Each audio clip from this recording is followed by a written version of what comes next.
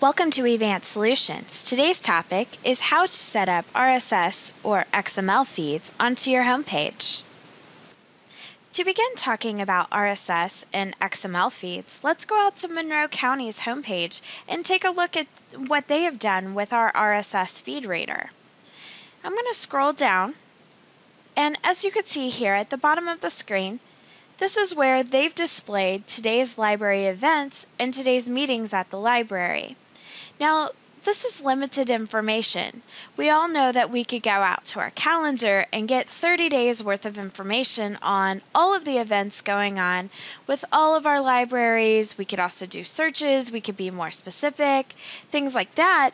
But what they wanted to display on their homepage was specific information. They wanted to have the flair of posting just today's events. If I was to click on this Vital ESL class event, it's going to take me into something that I'm more familiar with, into our actual events module. So when I'm looking here, I can see that we have event type, we have date. I can get all the information about that event. If I was to select back, it's going to give me information from the calendar. So now I'm looking at something that's a lot more familiar to us, right? If I select RSS feed from here, it's going to give me a listing of all of the events that I was just looking at within the calendar. So I had the calendar view that's giving me the information about the events. Then if I click on RSS feed, it's going to give me the feed reader of all of the events. So it's giving me basically the same information. Well, that's what RSS feed is. It is a way to display that information from the calendar in a simple format. And as you can see here, it's pretty simple. It's giving me the actual event title, the when, and the where. The same for XML. It's just another way of looking at the same information. So let's take a look at an example of this. As you can see here, this is an XML file. Now, a lot of programmers would prefer to have this version instead of an RSS feed. But if you're using something like WordPress or maybe iGoogle or a feed reader, they're going to request that the format be in that RSS feed. Now we're looking at a couple of versions that we can actually incorporate into our homepage, just as Monroe County did. Let's go take a look at their homepage again. So back on the home page, what they have done is they have taken that link, that RSS link, and they have incorporated it into something like a widget or a feed reader or WordPress to make it look like this, so that it comes up a little prettier than just that XML feed or that RSS feed.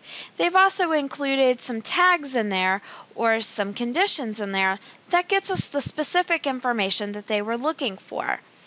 For instance, today's library events. Well, it's not giving me all 30 days, it's just today. Let's go take a look and see how easy it is for me to incorporate their RSS link into my iGoogle. So I get that same information that you see here on their homepage into my iGoogle account.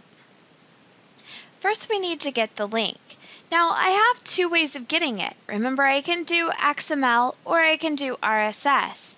But I think the format that iGoogle is looking for is going to be RSS and not the XML version.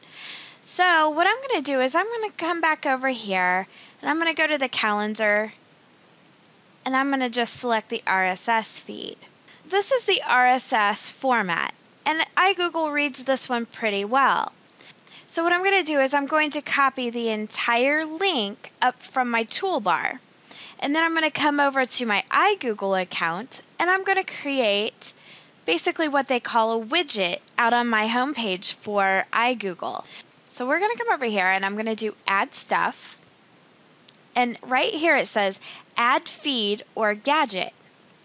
Now this is really simple. All I have to do is paste in that entire link that I just pulled from the RSS version. And as you can see, all this information here is telling it exactly what to pull and where to pull it from. So I select Add, and right here it says it's added that particular link to my homepage. Let's go take a look and see what it looks like. Now we're back on my homepage. Look right here, Monroe County Public Library Calendar of Library of Events. Now I'm getting that information that we were seeing on that RSS feed. So I have the when, the where, I have the 3 different events that are going on for that library. And if I was to click on those, it takes me into the event registration. That was pretty easy to add to my homepage, wasn't it? It is just as easy for me as it will be for you, because you're probably using something very similar, something like WordPress or some sort of widget to get that information displayed on your homepage. Lastly, you're probably wondering, how do you get your link to give you maybe conditioned information just about today? And that's actually really simple. To demonstrate this, we're going to go into the maintenance side of the event management system. So I'm just going to quickly sign in, and I'm going to come over here to calendar registration. From the calendar registration, I'm going to select my search slider. So now I can set my filter information on what I want to display in my calendar, but there's also a great trick. I'm going to go ahead and I'm going to take off story time, learn how to cross stitch, and book club. I'll go ahead and leave all ages here, and then also I'll leave published. And I select find. When I select the RSS feed, it's now going to give me that link based on that criteria. So now when I go out and I build my RSS link, this link here, and I would put it out onto my homepage of iGoogle or my library's homepage, it would filter out the information based on what I had selected in my search criteria. If I wanted to make further modifications, or if I wanted to add additional conditions, we do have those filters listed down below, how you would add those up into the actual link.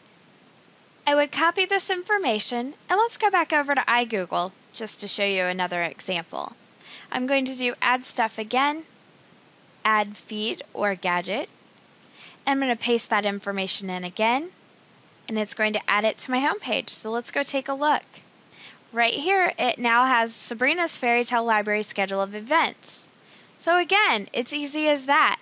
And as you can see, it's doing my adult reading club, giving me the information of when and where. If you have any further questions or you need further assistance, feel free to call our support area. They will help you out with defining your parameters for your RSS feed. They will also help you in putting that information out onto your homepage.